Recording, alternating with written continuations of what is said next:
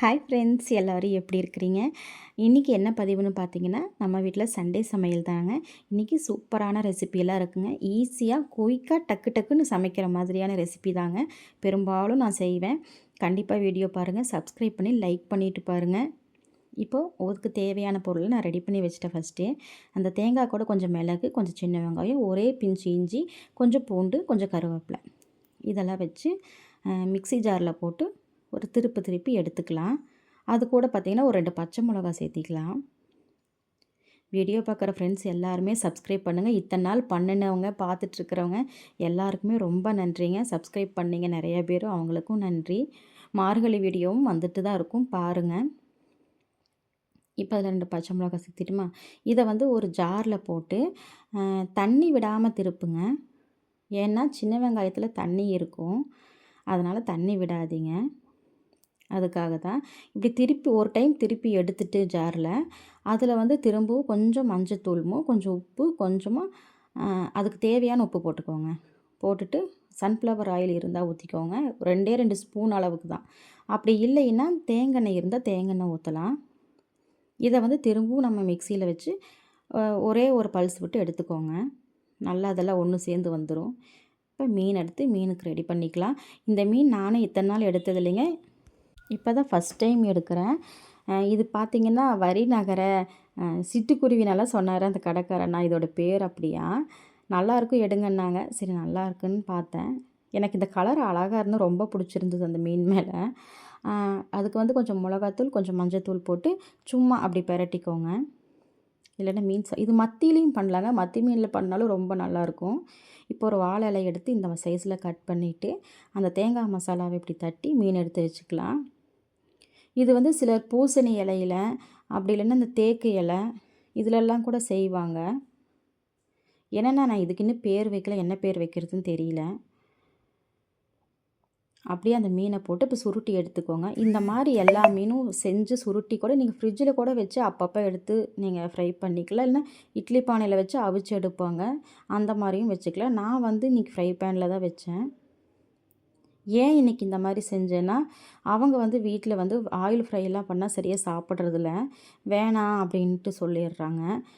அதனால் சரி இந்த மாதிரி பண்ணிக்குவோம், உடம்புக்கும் நல்லது தான். நம்ம தூளான மசாலா தூளுகள்லாம் போட்டு பண்ணுறத விட இப்படி எல்லாமே அரைச்சி வச்சு நம்ம சேர்த்தும்போது இன்னமும் இது உடம்புக்கும் நல்லது தான்.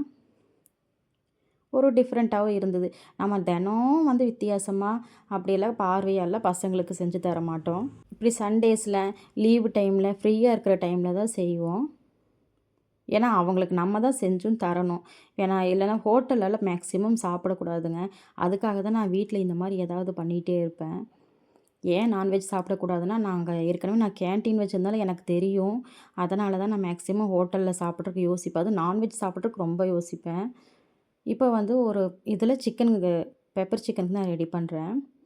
பெப்பர் சிக்கன் அப்படி தாங்க, கண்டிப்பாக ஹோட்டலில் சாப்பிட்றாதீங்க. அதுக்கு நீங்கள் எப்போவுமே கிரேவிக்கு என்ன அளவு வைப்பீங்களோ அந்த மாதிரி இஞ்சி பூண்டு பேஸ்ட்டு, கொஞ்சம் மிளகாத்தூள், கொஞ்சம் மல்லித்தூள், கொஞ்சம் மஞ்சத்தூள், சீரகத்தூள், மிளகுத்தூள். காரமே வேண்டாம் அப்படின்னா நீங்கள் மிளகாத்தூளே சேர்த்தாம பெப்பர்லேயே பண்ணலாம்.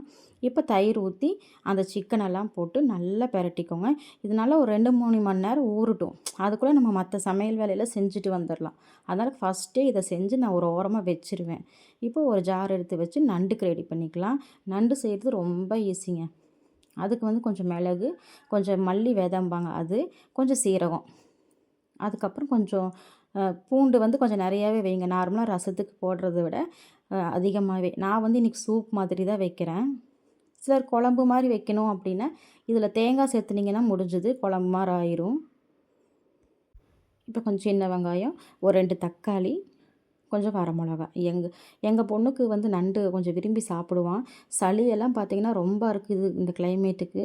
ஏன்னா போன மாதம் கார்த்திகை மாதம் குளிச்சு தலைக்கெல்லாம் நேரத்தில் எழுந்திரிச்சு குளிச்சுட்டு இருந்தாங்க டெய்லியும்.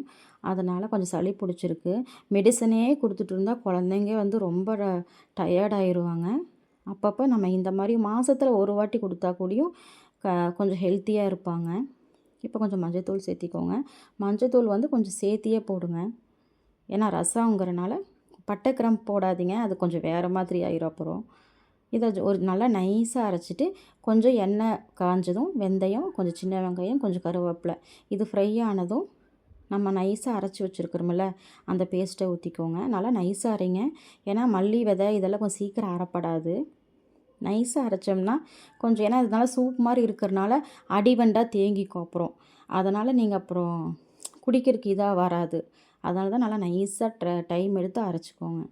தண்ணி நல்லா தாராளமாக வச்சு நான் கொஞ்சம் நிறையாவே வச்சு ஒரு 10 நிமிஷம் மூடி போட்டு நல்லா அந்த காரல் நெடியெல்லாம் போகிற வரைக்கும் வேக விடணும். இதே பொருளோட ஒரு 2 ஸ்பூன் தேங்காய் சேர்த்து அரைச்சா சிலர் குழம்பா வச்சு சாப்பிட்றவங்கன்னு நினைப்பாங்க. அந்த மாதிரி ஆயிக்கும்.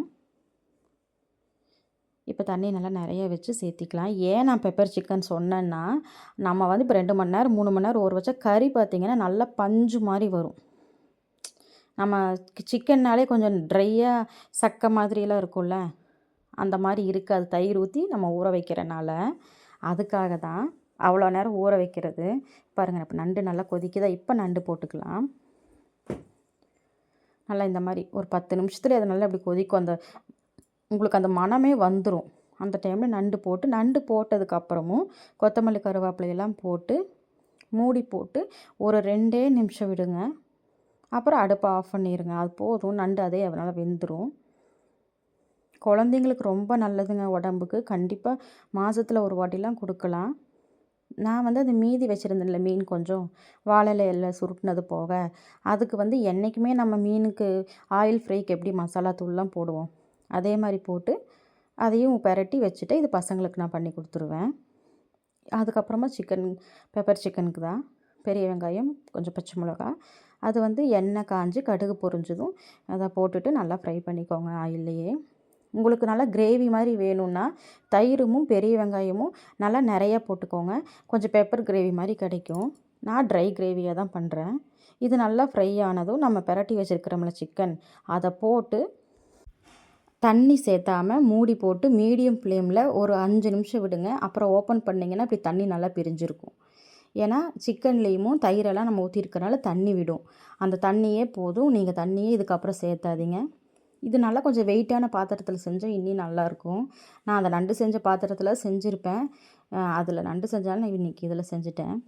திரும்ப மூடி போட்டு நல்லா ஒரு 5 நிமிஷம் விடுங்க.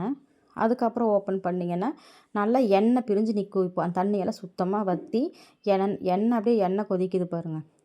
கறியில் இருக்கிற எண்ணெயெல்லாம் வெளியே வந்து நல்லா கொதிக்கும். இப்போ பெப்பர் வந்து இன்னி கொஞ்சம் போட்டுக்கலாம். ஒரு அளவு எடுத்து வைக்கிறீங்கன்னா பாதி ஊற வைக்கும்போது போடுங்க, பாதி வந்து இந்த டைமில் போடுங்க. அந்த அளவு எடுத்துக்கோங்க நீங்கள் உங்களுக்கு வேணுங்கிற மாதிரி. சிலர் காரம் கம்மியாக சாப்பிடுவாங்க. நம்ம வீட்டில் கொஞ்சம் காரம் ஜாஸ்தியாக தாங்க சாப்பிடுவோம். இப்போ நல்லா பெரட்டிக்கிட்டு கருவேப்பிலை போடுங்க. இறக்கும்போது நான்வெஜ் எது செஞ்சாலும் இறக்கும்போது கருவேப்பிலை போட்டிங்கன்னா உங்களுக்கு அவ்வளோ ஒரு கொத்தமல்லி தழை மட்டும் இல்லை கருவேப்பிலையும் சேர்த்து போடுங்க. நல்லா அது ஒரு நல்ல ஒரு ஃப்ளேவர் கொடுக்கும். அது போட்டு இறக்கிட்டு அவ்வளோதான், இது முடிஞ்சுது. அதனால தான் ஹோட்டலில் வேணாம் அப்படின்ட்டு நான் மேக்ஸிமம் வீட்டில் செய்கிறதுக்கு தான் பார்ப்பேன். அவங்க ஊற வைக்கிறதுக்கு 4 நாளைக்கு ஊற வைப்பாங்க. கெமிக்கல் எல்லாம் சேர்த்துவாங்க. அதனால தான் நம்ம வீட்டில் செய்யும்போது இப்போ 3 மணி நேரம் ஊறினதுக்கே சிக்கன் அப்படி தாங்க இருக்கும். நல்லா ரொம்ப சாஃப்டாக இருக்கும். இப்போ அந்த இலை எடுத்து வச்சுக்கலாம். ஒரு பேனில் எண்ணெய் விட்டு அந்த பேனில் கொஞ்சம் அந்த இலையெல்லாம் எடுத்து ஒன்று ஒன்றா அடுக்கிட்டேன். மீடியம் ஃப்ளேமில் மூடி போட்டு இது ரொம்ப ஈஸியான வேலை தான். ரொம்ப கஷ்டமெல்லாம் இல்லை. நம்ம ஃப்ரீயாக இருக்கிற அன்றைக்கி தானே செய்கிறோம். ஸ்கூலெல்லாம் லீவு நாள் தானே செய்ய போகிறோம். நல்லா அப்படியே அது வேகட்டும். அப்பப்போ ஓப்பன் பண்ணி திருப்பி போடுங்க 2 சைடும். இந்த இலையோட சத்துக்கள்லாம் உடம்புக்கு ரொம்ப நல்லதுங்க. வாழை இலையில நம்ம தினமும் சாப்பிட்றதில்ல, என்றைக்கோ ஒரு நாளைக்கு யூஸ் பண்ணிக்கிறோம் இப்போல்லாம். வீட்டில் இருக்கிறவங்களுக்கு ஒரு வித்தியாசமாக இருக்கும். ஏன்னா அவங்களுக்கு நம்ம தான் செஞ்சு கொடுக்கணும், வேறு யாராவது வந்தால் செஞ்சு தர போகிறாங்க. அதனால் முடிஞ்ச அளவுக்கு கொஞ்சம் டைம் எடுத்து சங்கடம் பார்க்காம செய்கிறதுனால தப்பு இல்லை. நான்லாம் மேக்ஸிமம் செய்வேன். இப்போ கொஞ்சம் அப்புறம் புரட்டி வச்சதை எண்ணெயில் போட்டு பசங்களுக்கு சாப்பிட கொடுத்துட்டு இன்றைக்கி நம்ம சண்டே முடிஞ்சுது. நண்டு பாருங்கள் நல்லா வந்திருந்தது இன்றைக்கி. குயிக்காங்க, எந்த சமையலும் ரொம்ப டைம் எடுத்தும் நான் செய்ய மாட்டேன். சீக்கிரமாக முடிக்க தான் பார்ப்பேன். பாருங்கள் எப்படி வந்திருக்கு, நல்லா வெந்திருந்தது. நீங்கள் ஒரு சிலர் வந்து அந்த அந்த மசாலால பிளாக் கலரில் ஆகும். அது வரைக்கும் பொரிக்கிறதுனா கூட பொரிக்கலாம். தப்பு கிடையாது. நல்லாயிருக்கும். சிலர் சாப்பிடுவாங்க அந்த மாரி இருந்தா. சிலர் வந்து வேண்டாம்பாங்க. எப்படி வந்திருக்குன்னு பாருங்க. நல்லா வெந்திருந்தது. இந்த மசாலா நானும் இன்றைக்கி தான் செஞ்சேன். இந்த மீன்ல இருக்கிற மசாலா பிரியாணிக்கு அப்படி ஒரு மேட்சிங். நல்லா இருந்தது. நைட்டு எங்கள் வீட்டில் வந்துட்டு கூட மீன் எடுத்து ஃபஸ்ட்டு சாப்பிட்டுருந்தாங்க. சாப்பிட்டு பார்த்துட்டு எனக்கு பிரியாணியில் அந்த இலையோட மீனை ஓப்பன் பண்ணி வச்சு அதில் பிரியாணி போட்டு குடுன்னே சாப்பிட்டாங்க உட்காந்து. அது நல்லா இருந்ததுன்னு சொல்லி. பெப்பர் சிக்கன் பாருங்கள், நைட்டுனா நம்ம மத்தியானம் செஞ்சதை விட நைட்டு ரீஹீட் பண்ணுவோம் பார்த்தீங்களா, அப்போ பாருங்கள் நல்லாயிருக்கும். அது இன்னமும் அந்த மசாலாவில் நல்லா அந்த எண்ணெயில் வந்து ட்ரையாக வரும்.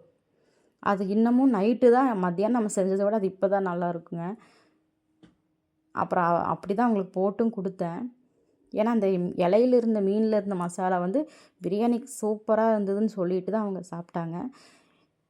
வீடியோ பிடிச்சிருந்தா லைக் பண்ணுங்கள், கமெண்ட் பண்ணுங்கள், ஃப்ரெண்ட்ஸ்க்கெல்லாம் ஷேர் பண்ணுங்கள். பாய்.